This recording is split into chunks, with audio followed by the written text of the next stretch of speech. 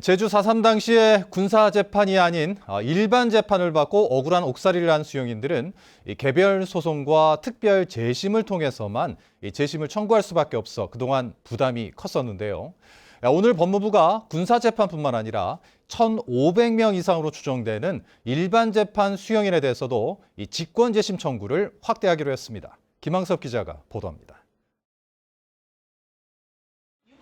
4.3 당시 아버지를 잃은 박정심 할머니. 아버지는 군사재판이 아닌 제주지방법원에서 징역 10월형을 선고받고 목포 형무소로 끌려간 뒤 한국 전쟁이 나자 행방불명됐습니다.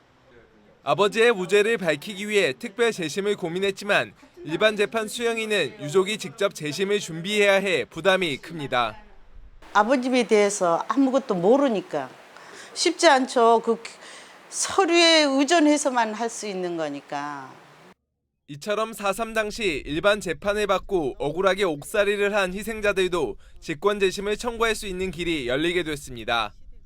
한동훈 법무부 장관은 제주 4.3 사건과 관련해 군법회의뿐 아니라 일반 재판을 통해 형을 선고받은 수용인에 대해서도 직권 재심 청구를 확대하라고 검찰에 지시했습니다. 이에 따라 군법회의 수용인만 직권 재심 대상으로 한 4.3 특별법을 개정하거나 보완하는 방안이 마련될 것으로 보입니다. 검찰은 4.3위원회 심사 자료 등 관련 자료를 확보해 대상자를 특정하고 제주지검과 합동수행단이 직권 재심 청구를 담당하도록 할 계획이라고 밝혔습니다.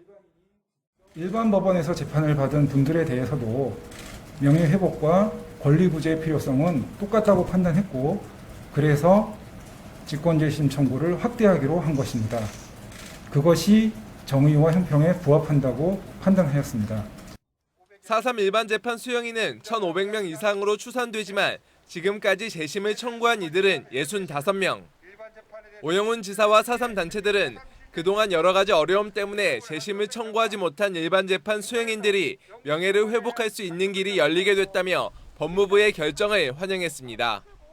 한편 검찰은 최근 특별 재심을 청구한 희생자 4명에 대해 추가 심리를 요구해 사상 검증 논란이 제기된 것과 관련해서는 검찰이 사상 검증을 발언한 사실이 없고 당시 재판이 부실해 증거를 제대로 살피겠다는 취지였다고 해명했습니다.